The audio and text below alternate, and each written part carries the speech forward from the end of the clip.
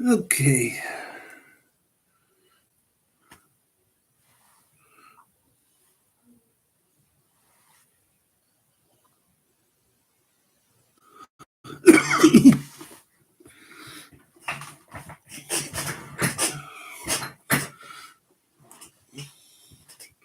All right. Tonight, let's see. Tonight is sci-fi night. I'm trying this again, or Doctor Who night.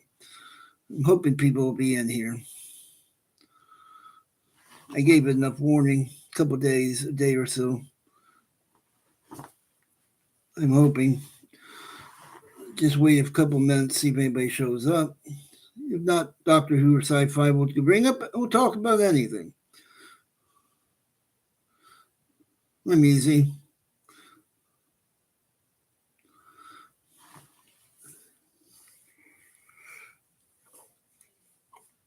For those who are not in the know, Doctor Who was a TV series that started in November 1963 over in England about an old man and his granddaughter who lived in what looked like a telephone booth but made out of wood that said police box on the side. What Well, it may sound weird because it's small, but when you go inside it, it's huge on the inside. Over the years, it was like several thousand floors, including an Olympic-sized swimming pool, a medical wing, and other things. It had rooms for people to sleep in and all that kind of stuff. Um, it could go through time and space. Most of the time, it could never go where it was supposed to be. There have been, I'm not even going to try again, 16, 17 actors who played the Doctor, including Oscar award winning actor John Hurt, who won an Oscar for The Elephant Man, who played a brief role called the War Doctor um, in recent years, who, right not long after he played that role, he died from cancer. Would like to have seen him more. Um, a lot of actors from Harry Potter movies and the Hunger Games and Game of Thrones have made appearances in Doctor Who, actors, not characters. One of the actors from Harry Potter played the third or fourth version of the original Doctor, the actor named David Bradley. He played the caretaker or the janitor or whatever in Doctor Who. I mean, in Harry Potter, he played the first Doctor in the third or fourth version. Hello. I see somebody is in here. At least I hope. How are you doing? And he's gone, or she's gone again.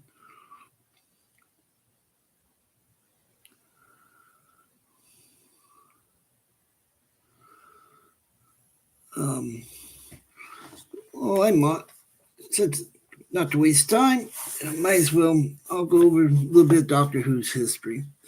It started in 1963, like I said, with William Hartnell, the original Doctor.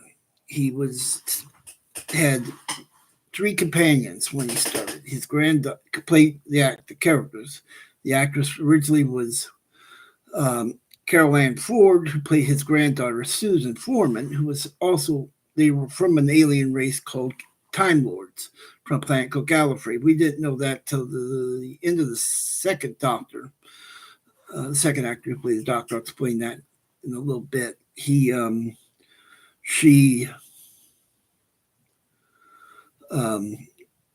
she's still alive. We've been waiting to see her in Return to Doctor Who. We have not seen her since the 25th anniversary or 20th anniversary Doctor Who. She's wanted to come back. The actors who played the Doctor wanted her to come back. The fans wanted her to come back and finish the storyline. Maybe have her get hurt or die, the character die, and regenerate into a new actress and maybe do something with the character again. But for some reason, BBC and the directors keep teasing on it and never do anything with her. And she's getting old. And I'm hoping Carol Ann Ford someday is used.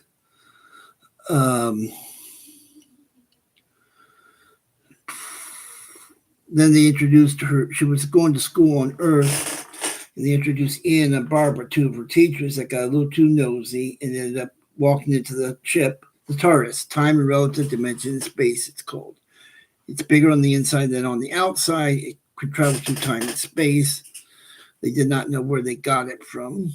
They did not explain how the Doctor had it. They thought maybe he created it. At first, he kidnaps the teachers because he's afraid that they're going to take away his granddaughter. And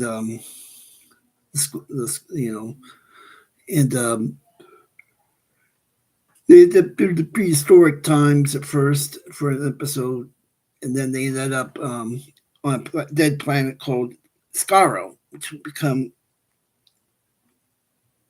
a aggravating focal point of Doctor Who over the decades, where a race called the Daleks were introduced. Supposedly destroyed the end of the first storyline, but no, it was become one of the Doctor's greatest enemies. Over the time, at one point, the Doctor comes back, ends up on Earth in the future, and the Daleks have invaded the Earth and conquered it. Susan falls in love with a freedom fighter named David, and she's like, David's begging her to stay with him on Earth, and she can't because she thinks she's got to take care of her grandfather. And while the grandfather, the Doctor, and the two teachers are watching, he ends up locking the door, leaving her there, and saying, one day I will come back. He never did, and saying your life is to be with David, and leaves her behind on Earth in the future. Ian and Barbara end up taking a Dalek time machine and going back to home, to Earth.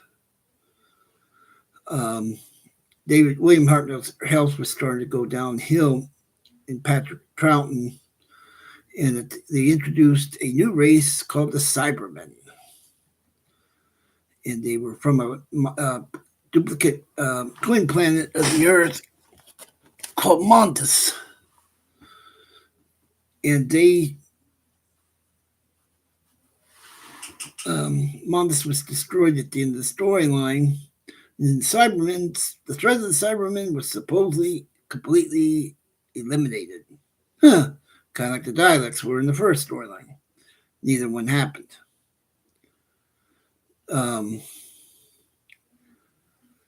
They've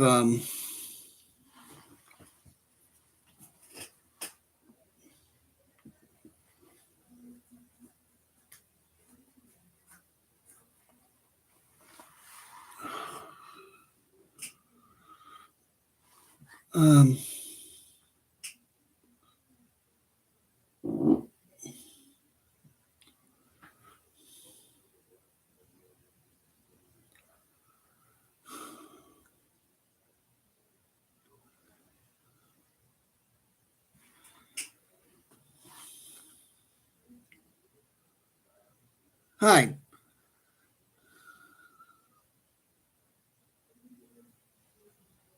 Anybody there?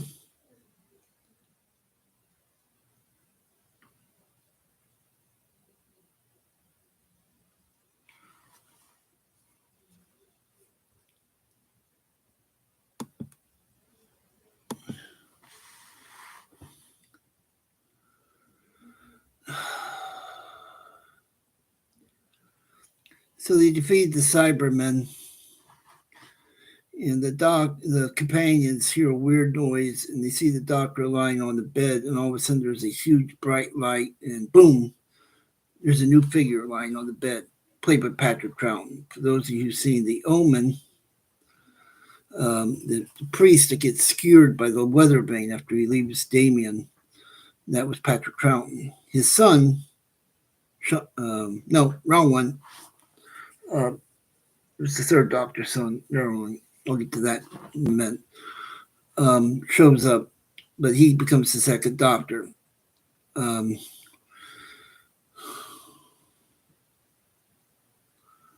This is not going well. I usually have this planned out on my memory of the series is good, better than this. Hello.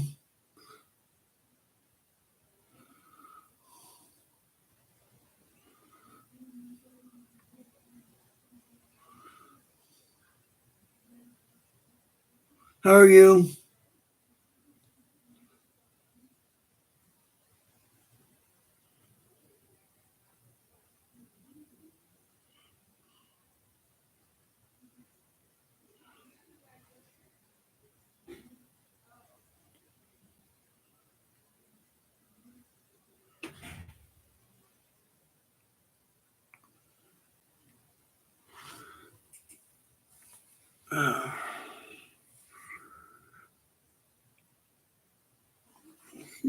I don't know.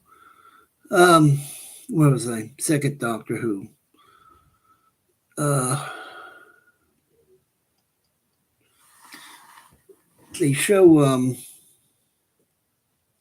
we're introduced to a bunch of new characters, including an energy being called the Great Intelligence, who would come back to face Matt Smith later on. The 12th Doctor, 11th or 12th Doctor. I'm getting them mixed up. See, something like that. He was Ian McGregor did the voice of the Great Intelligence. Created creatures, a robotic abominable snowmen called the Yeti. I like their version better than the snowmen that were made out of snow that they did later years. Second rematch with the Yeti, we are introduced to a Colonel Alistair Gordon Lethbridge Stewart, who later would become the Brigadier Alistair Gordon Lethbridge Stewart, whose daughter is Kate Stewart that we see in the new version of Doctor New who has become a great ally to the Doctor and to his companions, which I think we're going to be seeing a spin-off series with the Sea Devils and maybe Donna and some of the other cast members. Pretty much coming up in the next few months on Disney Plus. We're also introduced to a race called the Ice Warriors from Mars, which were one of my favorites.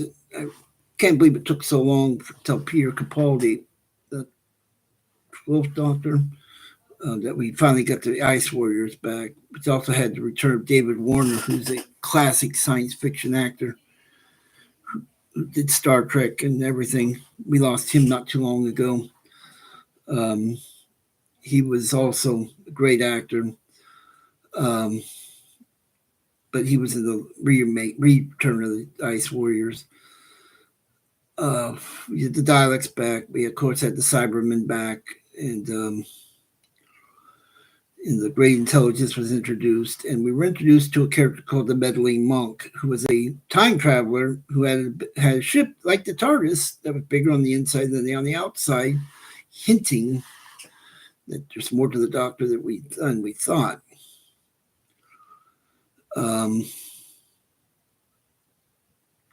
know there are people in here. I don't bite if you want to say something. Okay. I can change the subjects. It's not written in stone.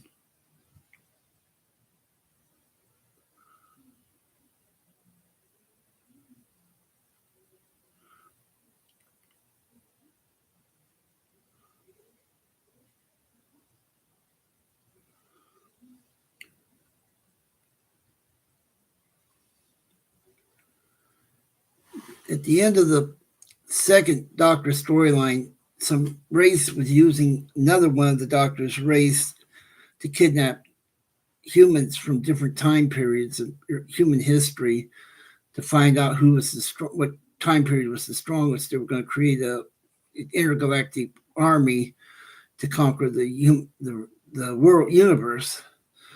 And the Doctor at one point, he could not send everybody. It was too much for him to deal with sending everybody back. So he had to send an emergency stress call to his own race to send everybody to get help to get everybody home.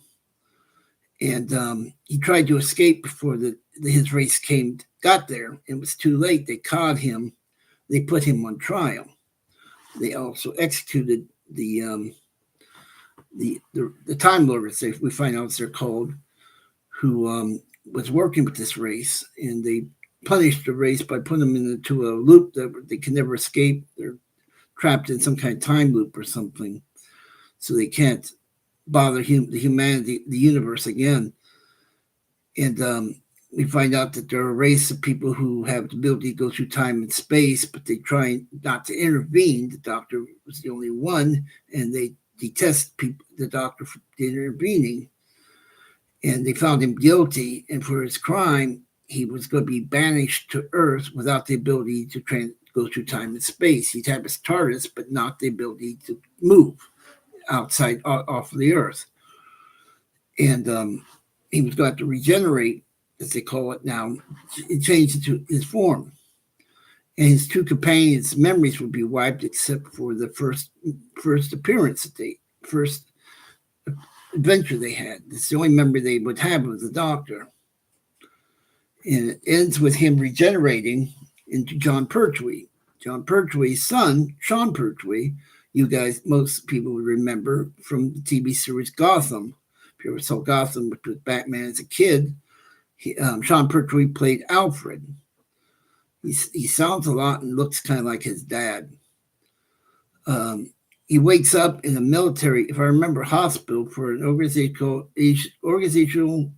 called United Nations Intelligence Task Force.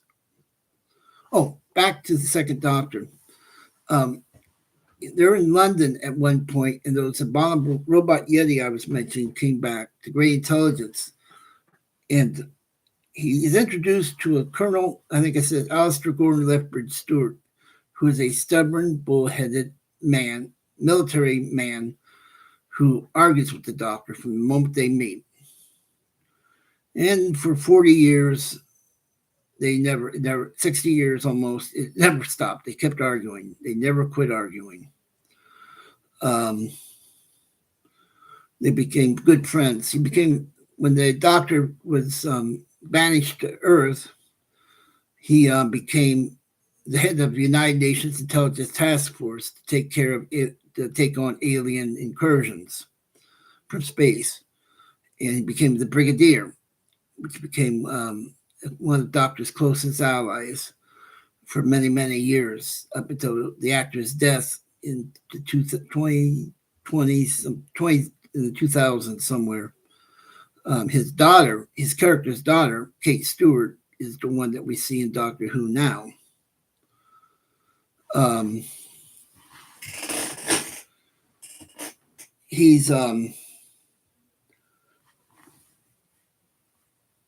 They came very close to bringing him back before he died, the actor, but it just didn't work out. They brought him back for one of the spin-offs, a series called Sarah Jane Adventures. I was so upset he died before they could get him onto the Doctor Who. They mentioned his death in one of the episodes of Doctor Who. The Doctor calls up to check on him at the nursing home, and they told him that they announced the nursing home and told him that the Brigadier had passed. And we lost him and the actress who played Sarah Jane Smith around the same time. It took them several years later to finally announce in canon that Sarah Jane had passed too. That was in the last 60th anniversary special. Oh no, it was the 60th special before the Christmas one.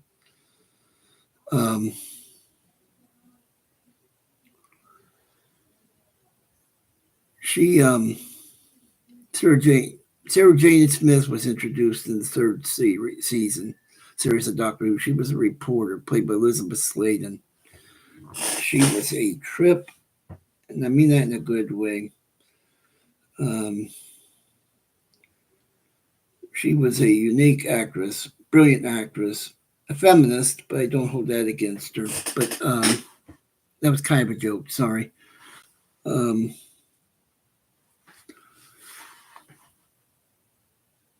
She was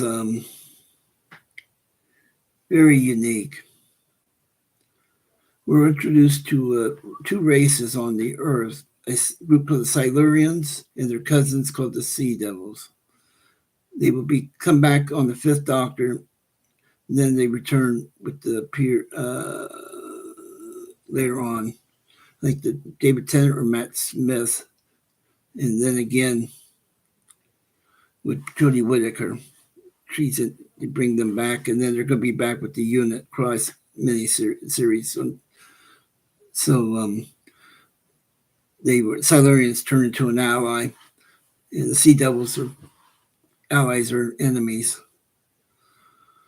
John Pertwee was one of my favorite Doctors. He was more like a James Bond character. They did a storyline near the end where it's about in the middle where the Gallifrey, the home planet of Time Lords, and Earth were being attacked by Earth was being attacked. Unit headquarters was being attacked by these antimatter blobs. Somehow we're not blowing up the matter universe, and the Gallifrey was being destroyed. Something was absorbing all the life energy from their black hole and the planet, and the Gallifrey was dying. And the Doctor called out for help, and the best they could do was they sent Patrick Troughton's Doctor out of time and into the present to work with the Third Doctor to find out what's going on. And because of William Hartnell, the original Doctor's health, they sent images like a screening, like on a monitor, advice once in a while from the First Doctor. The reason they did that was William Hartnell's health was failing, so he couldn't be in the scenes physically. And they end up in the antimatter universe where they come across a Time Lord who was the one who created the energy source for the Gallifrey called Omega. And he wanted revenge against the Time Lords. And the Doctors defeated him, supposedly destroying him. And when it blew up, it gave the Time Lords a new energy source. And back to the original Doctor, that's Celestial Toymaker, which we saw on the 60th anniversary. That's where he came from. But the Time Lords are going, we got a new power source thanks to Omega. And it's one of the liaisons to the president of Gallifrey goes, and to the Doctor. And he goes, we owe him a great debt. And the Time Lord, the liaison says to the president, goes, there's only one thing that we can do to repay the Doctor. And they show the Doctor in the TARDIS saying goodbye to his other selves as they go back into their own timeline.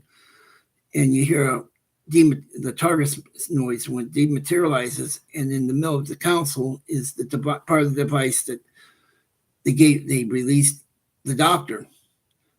His banning, they no longer banned him. He's no longer. He's allowed to use the TARDIS again. He's free. And he had borrowed. They went to a storyline where the Doctor had gone to this planet where these blue crystals had incredible psychic abilities that could intense psychic powers, but the powers intensified the mental powers of spiders, who were almost human-like mentally, just talked and all that. And he had to take the one back and to complete a web to defeat an enemy, but it would kill him. And we found another Time Lord there, not on that planet, but on Earth. And it was involved in the story, but he was a good Time Lord. And it was a mentor of the Doctor's. And at the end of the storyline, the completing the circuit, the web killed the doctor's brain, destroyed his brain, and he's laying there, and the brigadier and Sarah Jane are there, and this abbot, monk, whatever you want to call it, says, goes, he's going to look different. He says, with a little push, he says, he will regenerate. And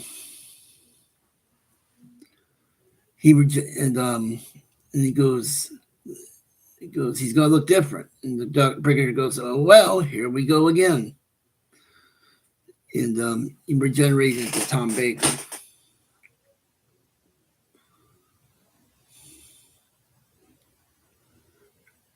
I know I have one person in here. Am I boring? I don't know. Is there any questions? Am I boring you? Who's in here?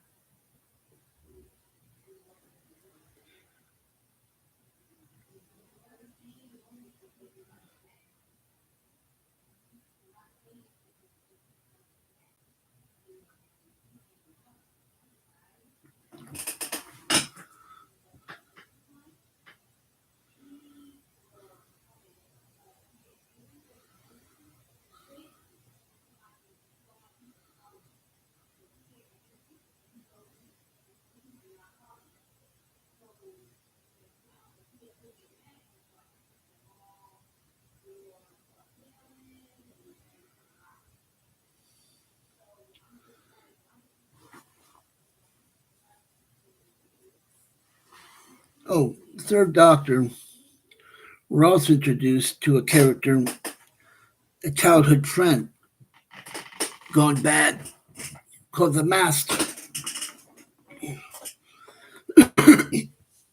played by Roger Delgado. Brilliant actor. They kind of kept him like the old handlebar, the mustache and all that, kind of a old classic villain-like thing, kind of like a devilish, roguish character.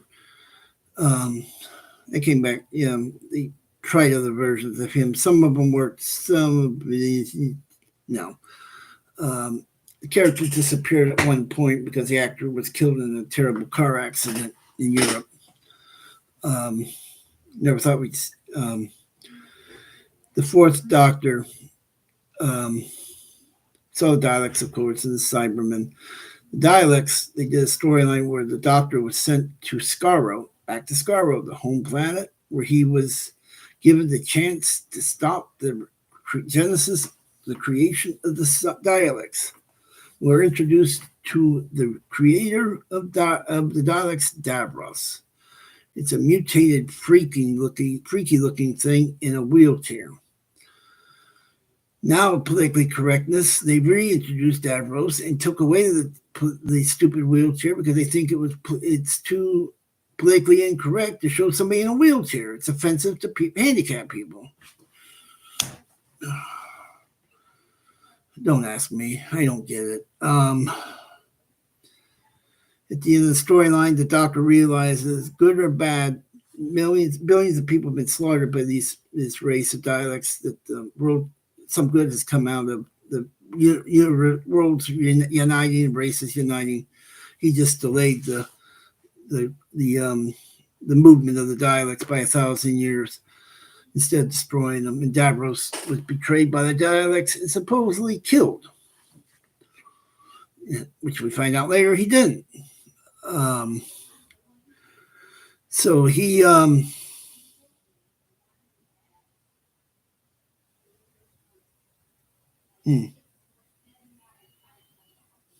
we're introduced to Leela for a while.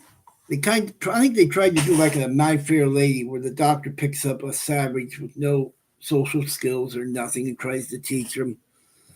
And she, oh no, we still have Sarah Jane first.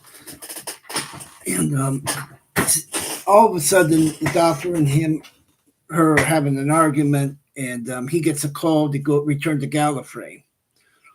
And it's a call he cannot say no to.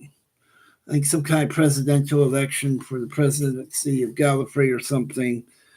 And so he drops Sarah Jane off, saying, "I'll be, we'll see each other again." Yada yada yada. And of course, he drops it. TARDIS never gets it right, so he drops her off in the wrong place, and leaves. He ends up on Gallifrey, and the president is assassinated.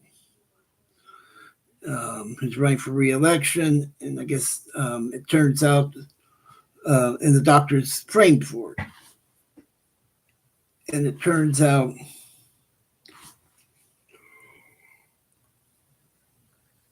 the master is back, but it's somebody else. Something had gone horribly wrong, and he is burnt like a marshmallow. I mean, he's horribly disfigured. He's black and crispy and charcoal and disgusting. And at the end of the episode, the doctor, proves, yay, he didn't, doctor didn't kill him, somebody else did, and the master commits suicide, and that everything that lives happily ever after, supposedly. Then, as one of the scientists is going to do a biopsy on the master, it's a dead body, he walks up to the body, and the master's arm grabs the scientist. The master's not dead. We're introduced to, trying to think, is it Leela next or Romana next? Romana. Leela.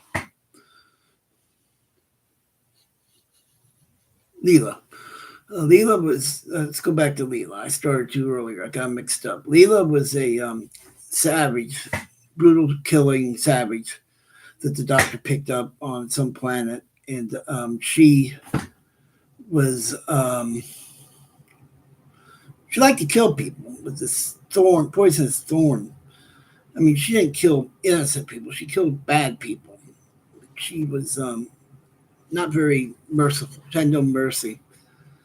And she became a great ally to the doctor. They tried to do kind of like a My Fair Lady. The doctor tried to teach her, he taught her a lot of manners and tried to turn her into a lady, and that. They ended up back on Gallifrey for something. I don't remember what. The Sontarans invaded Gallifrey. The Sontarans look like Mr. Potato Heads on steroids. Don't ask. They look like giant potatoes or sweet potatoes. And your clones. And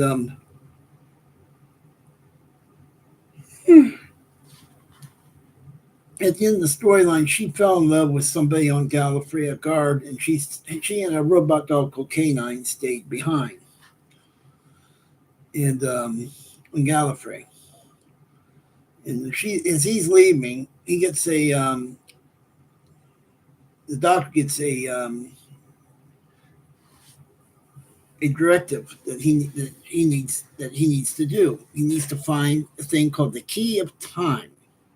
Yeah, now I got it in the right order.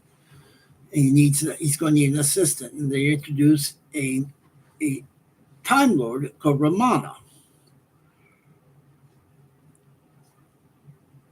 Her real name in the show was like 100,000 syllables, and I can't even try to. I don't remember how far it went, but she this Key of Time was supposed to reset the balance of order and chaos in the universe between the White Guardian of good and the Black Guardian of evil. And each of these things, one was like a planet, one of them was a woman, a princess. You touch this device, it would turn the device into a cube. And they finally got them together, reset the universe, and then the doctor ordered the key devices separated before the Black Guardian could get its hands on it into the universe, except one of them was to go back to the back to become the princess again, the female form, because of the love because who she, was in love with somebody and all that. And the Black Guardian vowed revenge. And we haven't seen him since the Fifth Doctor. We mentioned him a few times. Him and the White Guardian. I think the Toy Maker beat him in a game. Both of them. But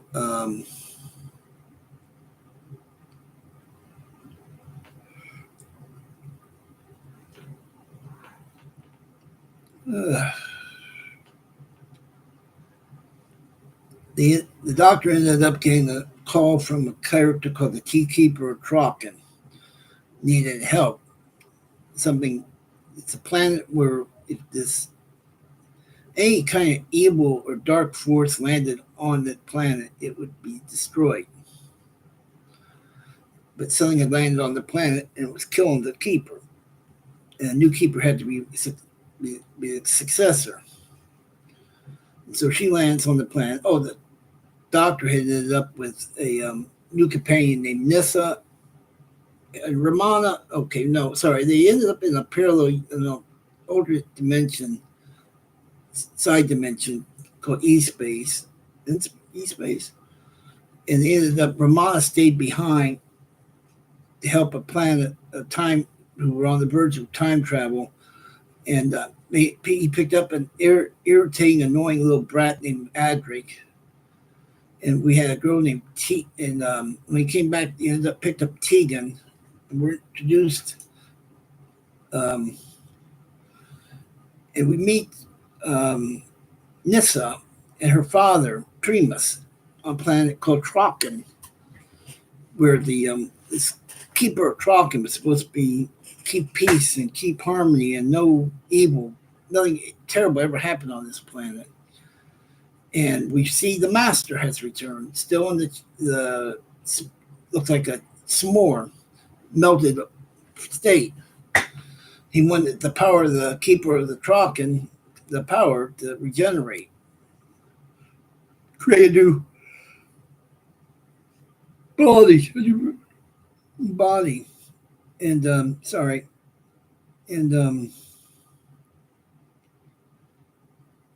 at the end of the episode, it looked like the Master was destroyed again.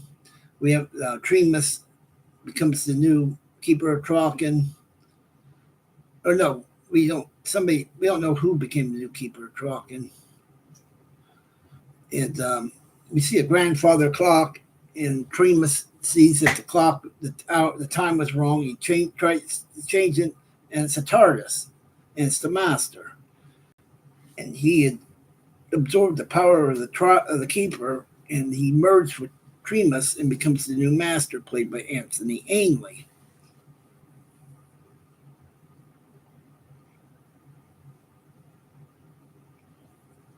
Same kind of thing, distinguished beard, mustache, and all that. Kind of like a suave kind of character. A little bit later, we see this mysterious white figure called the Watcher watching the Doctor.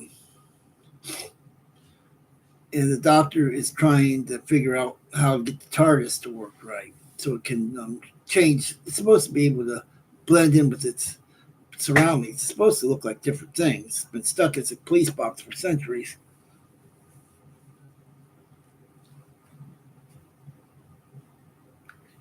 Sorry. And they go to a planet called Legopolis. And the Master interferes with the computations somehow. And the computations was keeping entropy at bay. And by interfering with the computations, the universe has started to be destroyed. And Nyssa's home planet, Nyssa's brought to the planet looking for her father. And Trocken is destroyed, among others. And at the end of the episode, the Doctor uses a satellite dish to beam something out into E-Space, into another dimension.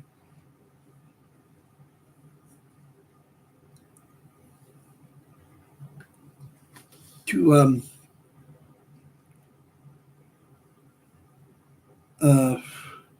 so entropy will be held at bay forever or long term. And he and the master are fighting on top of this giant satellite dish tower, and the doctor falls after connecting, making sure that the master can't stop the transmission.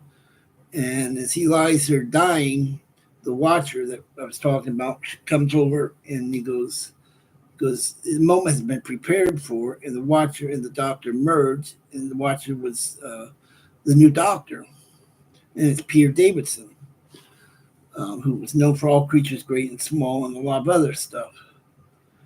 And that's how that doctor ended.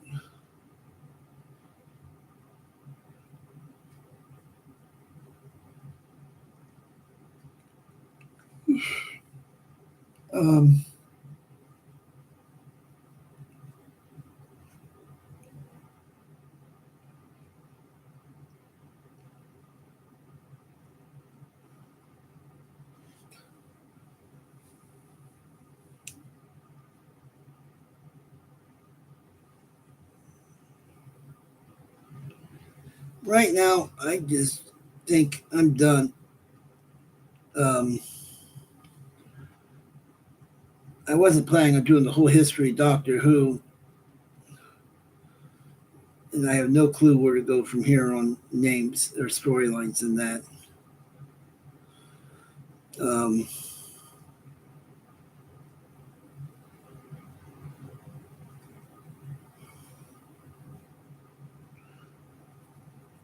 So I will finish into here. I might continue with Peter Davidson and do a live, not a live podcast, but I'll do a something else later. I'll finish the history of Doctor Who. I don't have all the information in front of me, and I know I've missed bits and pieces of the Doctor. Talk to you guys soon.